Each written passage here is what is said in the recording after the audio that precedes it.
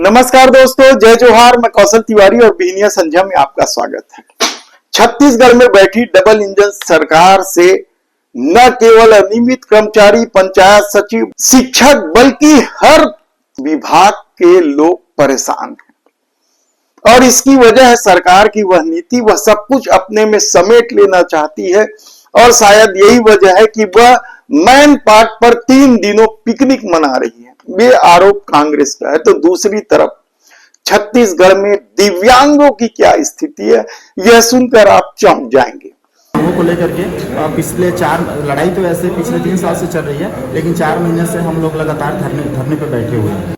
एक तरफ दिव्यांगों को लेकर देश के प्रधानमंत्री नरेंद्र मोदी बड़ी बड़ी बात करते हैं, तो दूसरी तरफ छत्तीसगढ़ में दिव्यांगों के साथ जो व्यवहार हो रहा है वह बेहद ही शर्मनाक है। सत्ता के द्वारा, याद कीजिए कि हमने पिछले दिनों आपको बताया था कि किस तरीके से धरनारत दिव्यांगों को हटाने के लिए आधी रात को पुलिस पहुंच गई थी, वह भी बगैर नंबर की गाड़ी। लेकिन दिव्यांगों का हौसला पस्त नहीं हुआ। वे पिछले 100 दिनों से माना तूता में धरनारत है। उससे पहले उन्हें 5 दिनों तक मेरीन ड्राइव में बंधक भी बनाया गया था।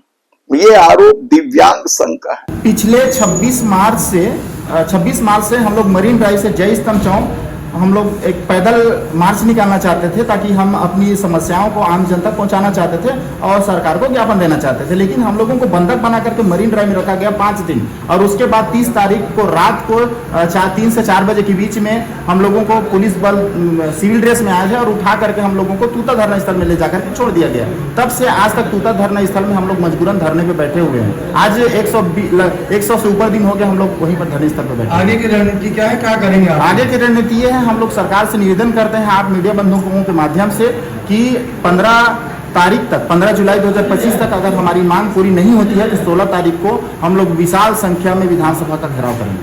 कितने हैं संख्या आप लोग? हमारे प्रदेश में जो समाज कल्याण विभाग के जो मंत्री आंकड़े दिए हैं उसके अनुसार से 7,70,000 दिव्यांग प्रदेश में उपस्थित हैं। और अब जब सब्र की सीमा लांघने लगी है तो दिव्यांग जन अब 16 जुलाई को विधानसभा का घेराव करेंगे।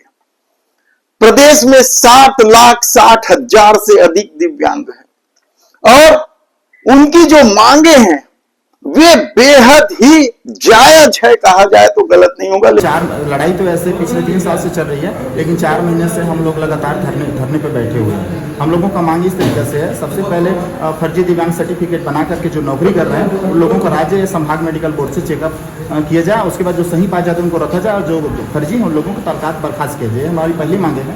दूसरा मांग ये है कि जो पढ़े लिखे व्यक्ति हैं उन लोगों के लिए जितने भी विकलांग पदों पर भर्ती है तो विशेष भर्ती अभियान चला करके उन लोगों के लिए रोजगार का अवसर दिया जाए। तीसरी मांग है कि आज अनेक राज्यों में कहीं पर 3,000, 3,500, 4,000 इस तरीके से पेंशन है, तो हमारे राज्य में भी 500 पेंशन मिलते हैं, उसको बढ़ा करके कम से कम 5,000 किया जाए। ये हमारी तीसरी मांग है। चौथी मांग ये है कि महतारी वंदन योजना हमारे राज्य में एक योजना चल रही है जिसमें हमारे भी दिव्यांग युवतियाँ हैं उन लोगों को भी महतारी वंदन योजना में शामिल किया जाए। ये हमारी चौथी मांग है। पांचवी मांग है जो कर्मचारी अधिकारी लोग हैं उन लोगों को भी पदोन्नति में 3% आरक्षण दिया जाए।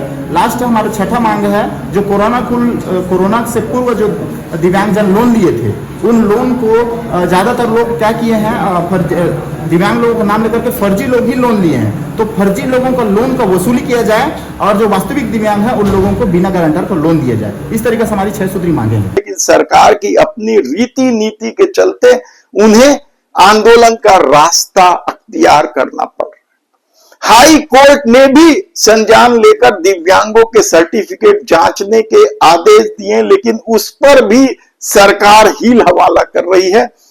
ऐसी परिस्थिति में जो खबरें सामने आ रही वह बेहद चौंकाने वाली है और इस बार दिव्यांग आर पार की लड़ाई लड़ने को तैयार बैठे हैं। लेकिन सरकार सत्ता में जब नहीं आई थी भारतीय जनता पार्टी, तब उसका कुछ और चाल चेहरा था और अब सत्ता में आने के बाद उनका चाल चेहरा बदल गया है, कहा जाए तो गलत नहीं होगा। ऐसे में देखना होगा कि दिव्यांगों ने जो फैसला लिया है उस फैसले का असर 16 जुलाई को किस तरीके से पड़ेगा। धन्यवाद।